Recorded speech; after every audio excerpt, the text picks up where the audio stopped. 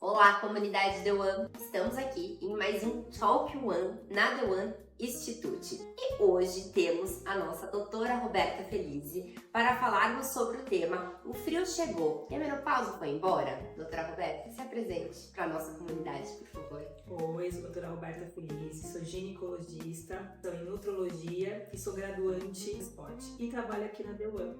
E hoje o assunto de é muito importante, que é a menopausa. Muitas mulheres, né, eu ainda não entrei na menopausa, mas eu converso muito com as minhas amigas, com os pacientes, e elas comentam dessa dor que é a menopausa para a mulher, né, que é um período muito doído em si, emocionalmente, fisicamente, porque é muito difícil você aceitar essa mudança tão drástica do seu corpo, e elas acham que é normal. E elas vão em muitos médicos, os médicos falam que é para elas se acostumarem a sentir esse calorão, a sentir aqueles sintomas todos, o ressecamento, a falta de libido, o cabelo, a pele, a queda de energia. E doutora Roberta, vamos começar hoje falando, é normal sentir tudo isso? Então, na verdade, uma coisa interessante que você pontuou antes, que muitas mulheres não estão, mas é importante saber que um dia vão chegar. E muitos dos sintomas podem começar até antes mesmo de ter a falha da menstruação. Antes? Mas quanto antes? 4 a 5 anos antes. 4 a 5 anos antes? Inclusive os fogachos.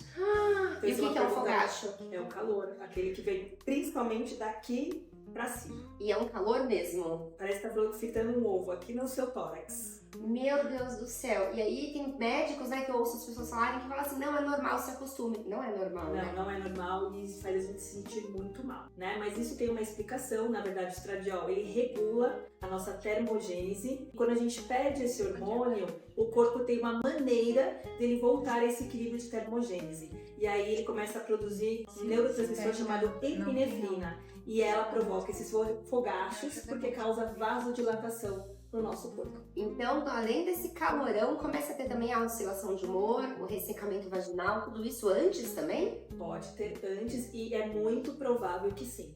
Meu Deus do céu, não estamos preparadas emocionalmente para isso, né, meninas que ainda não entraram na menopausa. E quem já está na menopausa, por exemplo, como a termorregulação do corpo feminino é afetada durante a menopausa? Você acabou de responder. Outra perguntinha. Como adaptar o tratamento da menopausa às mudanças das estações? Então, na verdade, isso não existe se adaptar, porque na verdade seu corpo continua sendo o mesmo. Então, o melhor tratamento que você faz a essa adaptação é, na verdade, você se cuidar. E para isso é necessário, sim, fazer reposição hormonal. Mas existe algum caso, vamos falar agora então de reposição hormonal, né? De pessoas que não podem fazer reposição hormonal? Ou todas as pessoas podem fazer reposição hormonal? Ninguém é igual a ninguém. É claro que vai existir um grupo selecionado que não vai poder fazer por determinadas questões genéticas. Às vezes, se você está obesa ou não adianta eu tratar uma pessoa obesa, porque ela já tem uma produção de estrona, que é um hormônio estrogênico, porém ele é um hormônio ruim, que pode provocar, por exemplo, câncer de mama. Então essas pessoas, muitas vezes, a gente tem que entrar com outros tipos de fitoterápicos ou até tirar o estradiol nesse primeiro momento de tratamento e emagrecer ela primeiro. Então, entrando em outro assunto, então, a obesidade, ela afeta inclusive na menopausa? Afeta inclusive, porque sim, a obesidade eleva o risco de câncer de mama em 7 vezes a mais, só por ela ser obesa. Independente da genética, independente se ela é tabagista, independente se ela é estressada, independente N fatores, mas só por ela ter aumento desse peso soberbo, ela aumenta o risco de câncer de mama. Então, de uma forma leiga, romantizar a obesidade, como existem pessoas, influenciadores que romantizam, é um crime. Sim, é um crime, né? E não é só pelo câncer, é pela pressão arterial, pela diabetes, pelo colesterol, pela esteatose hepática, que leva à insuficiência do fígado. Então, não é ser magro, Sim. né? Mas ter uma composição corporal saudável. Né? Não é ser um extremo. Sim, não, mas eu não sabia mesmo isso da obesidade que afetava a menopausa. Então, além do... Eu pensei que só pessoas com câncer não pudessem fazer reposição. Mas a doutora, gente, pra quem não sabe, a doutora é muito estudiosa. Ela é top 5 dos estudos. Fala sobre a menopausa, mulher, saúde, câncer. A mulher que teve câncer, ela pode fazer reposição hormonal? Sim, então vamos lá. Isso ainda é um estudo que a gente está fazendo, porque é muito recente essa maneira de a gente poder usar novamente estrogênio, porém não é estrogênio sintetizado. É um estrogênio mais parecido com aquilo que a gente produz, que a gente chama de bioidêntico. Então hoje já está sendo feitos estudos que essas mulheres que tiveram câncer, se elas podem ou não voltar a poder ter essa possibilidade de fazer a reposição. O que eu posso dizer neste momento que reposição por via subcutânea, transdérmica ainda não, mas vaginal para melhorar pelo menos o atrofismo, para melhorar pelo menos a incontinência, para melhorar pelo menos a secura vaginal, que isso dá dor durante o ato sexual, isso já pode ser feito via vaginal. Porque a gente vê que a composição do hormônio, ele tem uma reação local e não sistêmica. Então sim, essas mulheres podem começar a ser tratadas. E já tem estudos que mulheres, mesmo que fizeram reposição hormonal após o câncer, elas não desenvolveram ou se desenvolveram na mama contralateral, foi a mesma porcentagem das que não tiveram feito a reposição mesmo após o câncer. E outra coisa que está sendo estudada é que também, por mais que elas fizessem a reposição hormonal, a mortalidade delas não aumentou em relação daquelas que não fizeram a reposição hormonal.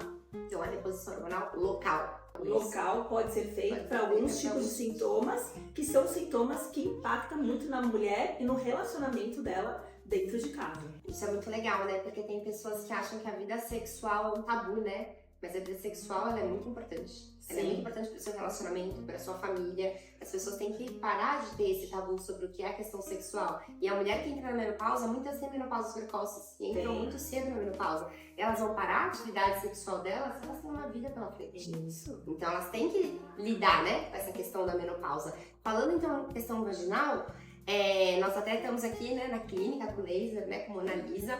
E então, para pessoas que têm câncer, que não conseguem fazer uma reposição, esse laser que nós temos aqui, o Mona Lisa na clínica, ele ajuda no ressecamento? Como que funciona? Ele não só ajuda, gente, como acho que resolve 90%, tá? Tô falando de parte local, porque ele melhora, assim, o colágeno, ele ativa o colágeno da mucosa vaginal e você, 90%, acaba falando que não tem mais secura vaginal. Isso é muito importante. Ele também existe uma ponteira para incontinência urinária. Então, dependente da incontinência, se for por frouxidão ou falta hormonal, ele faz ter esse estímulo e com isso você tem a melhora dos sintomas. Então, assim, é um tratamento que geralmente dá muito certo. Olha só que legal. Então são alternativas para as mulheres que estão na menopausa. Isso quer dizer, não é normal você viver com isso. Você não pode se acostumar com a dor, né? Como os ortopedistas falam. Você não pode se acostumar com esse calorão. Então não é normal, você tem que tratar esses sintomas. Sim, e também não é normal, como você falou, as pessoas acham que é normal disfunção sexual. Né? Ah, porque eu fui ensinada assim, porque a história é assim, porque o homem que tem prazer e tá tudo certo. Então, realmente, isso é uma coisa que, apesar do nosso século, continua sendo um tabu e isso precisa ser quebrado. E é importante, porque muitas pessoas não desenvolvem a sua função sexual ou não têm libido, porque muitas vezes nem conhecem o seu próprio corpo. Eu pergunto se as pessoas usam lubrificantes, se as pessoas já tiveram algum tipo de estimulador por fora. Muitas pessoas nem sabem o que é isso. Tem vergonha de falar. E não sabem também. Mas porque isso não é uma coisa retratada. E é tido como sujo, como vulgar. É tido como errado. Foi porque é uma questão cultural, né? Que desde os primórdios, né? A mulher sempre foi para satisfazer o homem. E aí, assim, nunca teve a oportunidade de conhecer seu próprio corpo. Sim. Então ela acha que é normal na menopausa, ressecou, passa qualquer coisa no gel e vamos embora, que ela não tem que sentir o prazer. Mas às vezes ela nem sabe que gel passar. E que existe esse gel. É isso que a gente... É pior ainda. A gente acha que é um grau mais avançado que ela não queira passar ou entender ou melhorar, mas na verdade ela não sabe nem o básico. Né? Isso é importante. E aproveitando para falar da menopausa, dessa questão toda que é tão importante, né, mulherada? Porque assim, Eu hoje não estou, muitas não estão, contudo, é a única certeza, como a morte, Sim. todas nós vamos entrar na menopausa. Então, como a morte, a outra única certeza que a gente tem é que nós, mulheres, entraremos na menopausa. Cedo ou tarde. Cedo ou tarde, é igual a morte que um dia ainda vai chegar. Então, vamos falar dela, porque eu acho que é um assunto extremamente importante. E a gente não espera que chega, tá, gente? E às vezes a gente tá bem, de repente a gente acorda e no outro dia o ovário fala, parei de funcionar, se vira. Pois então, como é o tema, né, que a gente tá em pleno inverno agora, estamos em julho, né, e o tema é o frio chegou e a menopausa foi embora. O frio pode disfarçar esses sintomas importantes que não devem ser ignorados? Ele pode sim amenizar, né, porque o frio ajuda, mas passar não tem como, porque é de dentro para fora.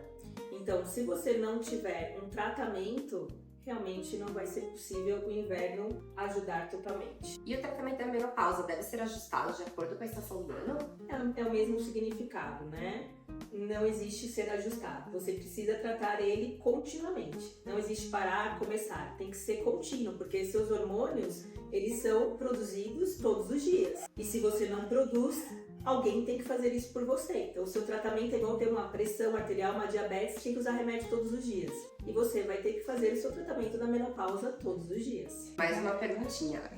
A alimentação no inverno pode ajudar ou piorar os sintomas da menopausa? Na verdade, independente também do inverno, a alimentação pode sim ajudar. Claro que existe a soja, né, que a gente pode colocar na sopa, talvez, que tá no inverno, que as pessoas acabam querendo. Soja? Soja. Mas eu falo que a soja é hormonal e não faz bem. Mas por isso mesmo, porque ela é estrogênio natural e vai ajudar você a melhorar os seus calores. Como tá inverno, acho que uma bela de uma sopa, né? Nossa, Você eu ouvi pode falar agregar. super ruim que tinha aqueles leites de soja, aquelas coisas todas de Então, soja. leite de soja, suco de soja ajuda para quem é menopausada. Olha só. Nos calores. Pros Pode calores. ser por outros processos químicos não sejam legal, porque ela não pode o leite ou tem alguma alergia, Sim. né, a soja e tal. Mas, na verdade, isso ajuda porque é um estrogênio natural. Outra razão, que inclusive tá frio, você pode também agregar, é o chá de amora. Então, a amora também, da planta da amora, é estrogênio e isso faz melhorar o calor. Você vê como a alimentação é tudo, né? Sim. Ela influencia, inclusive, nos sintomas da menopausa, na obesidade. Sim. Na obesidade influencia na menopausa.